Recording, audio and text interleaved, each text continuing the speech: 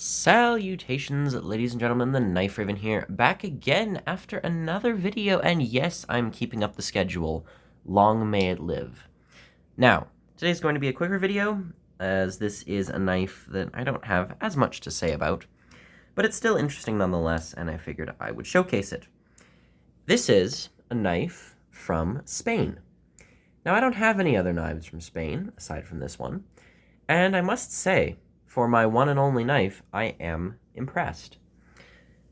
This is the Cudeman Vendetta Stiletto. Now, that's a very interesting little set of words there. Cudeman, of course, is the company, and I don't know why it's called a Vendetta Stiletto, and I'm sure someone can tell me why. But this is a knife that features a very sleek, pointy blade, almost akin to one on a stiletto.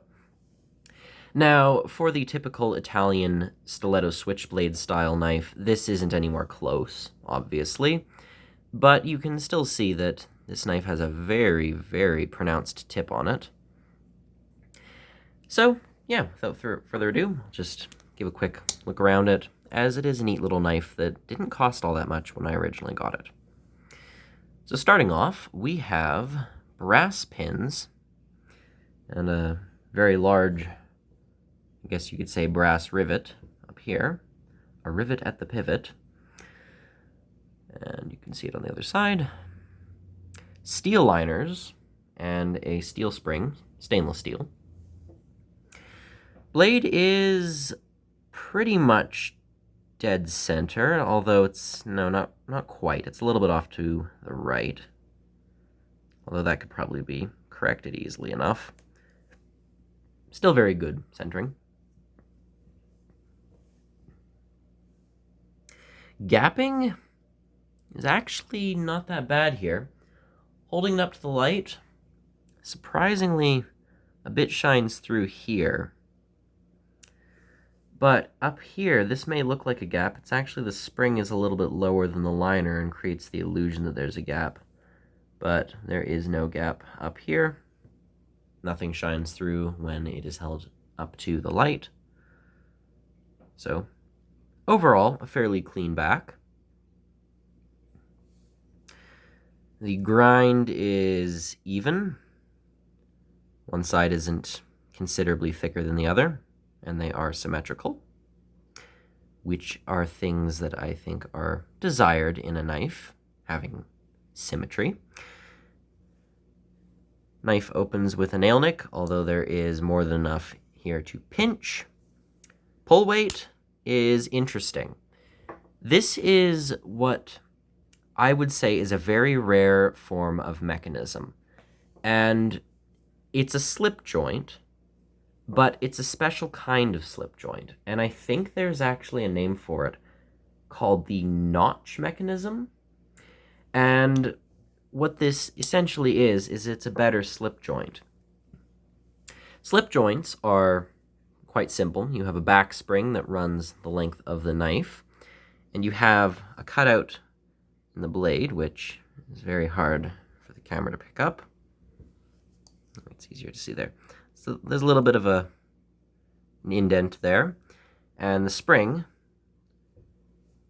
kind of falls into that indent, locking shut, and then, or locking open, I should say, and then you have to overpower the spring, causing it to lift up to close the knife. And it's a fairly secure mechanism. It's no liner lock or triad lock or any of those more, I suppose you could say, secure mechanisms, but there is still the opportunity to close this on your hand, although it's quite unlikely. Now, a notch mechanism is essentially just a slip joint, but I don't know if you can see that or how well you can see it. There is an extra bit of metal that comes up a little. And I suppose my best way of describing it without finding another suitable example is take the spring on back of a knife and then the pivot part of the blade. The spring sits like this. The blade closes, the spring goes with it. right? A notch mechanism essentially has the spring fit into this little groove right here. And what this does is, instead of just having it lay flat against the pivot, it's actually in its own, I suppose you could say, secure pocket. And you can still overpower this by just pushing hard enough on the blade. But I don't know if you can notice this, but this is a very snappy knife. It's got a nice sound to it. And that is due to the fact that this isn't running off of a typical slipjoint mechanism, as it has that extra groove that holds the spring more in place, and kind of have to pop it loose to then close it. You can actually hear it.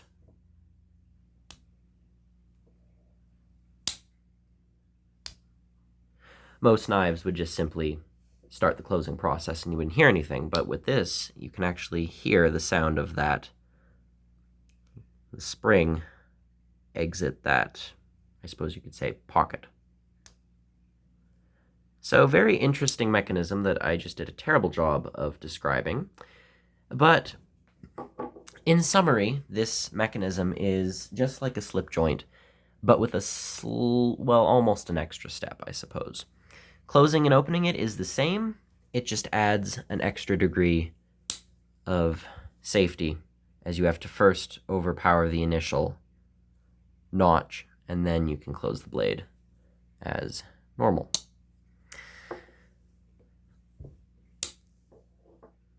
I don't believe there... Oh, there is. There's a small stop pin as well. No blade wrap, which is very nice.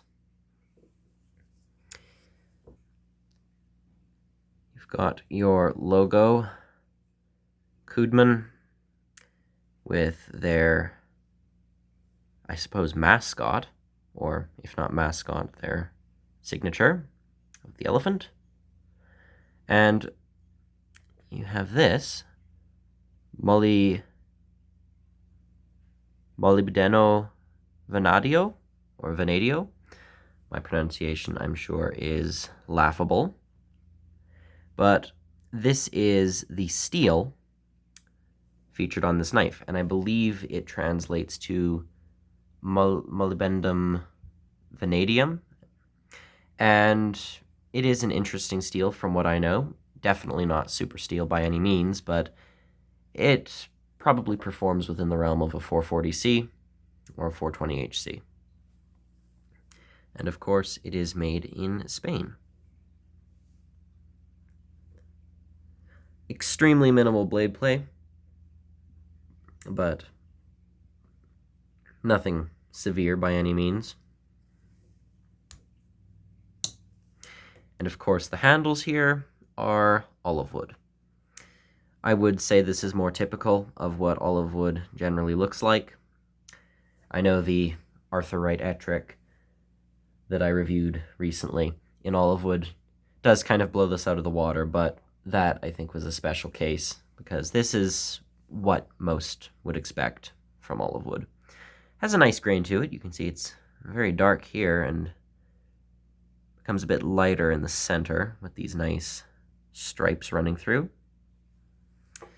It's not a dry wood, although it might give off that appearance, and it takes oil very well. This is a large knife, and you can get an easy 4 fingers around it. There is a nice groove right up here for your finger, and it makes for a very comfy hold. Blade is very, very sharp. I haven't exactly used this knife, but it did come in prime cutting condition. Don't have any comparisons, but I will do measurements. The knife is coming in at an overall length of just a tad bit under 8 inches. Cutting edge is just a little over 3 1/4. And the overall blade, including the tang, is 3.5. So not UK legal, despite having, well, sort of slip joint mechanism. And the handle length is just a little over 4.25. So overall, this is a very simple knife.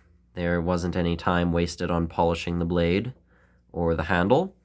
We have simple steel liners and a steel spring. The steel is simple enough and I think good for the price, and the materials used overall are nice.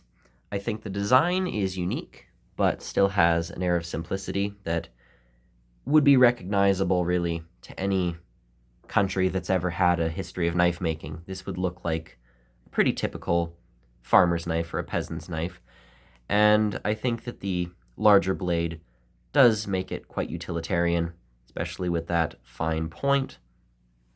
I do think that the price was my favorite aspect of this knife. I got it for, I think, it was between 30 and 40 Canadian dollars, so very, very inexpensive. And for the quality you're being given here, again, it's not perfect. There's that slight little bit of play. There's the spring that sits a bit lower than it should. But aside from that, this is a very well-made knife for a reasonable price. And while, yes, this might still have that scary factor that unfortunately a lot of fine-pointed knives have, but regardless, this is still a nice knife, and I would like to know more about it and its design. I've seen other companies make Vendetta Stilettos, and most of them are either from Spain or Portugal. But again, very interesting little knife.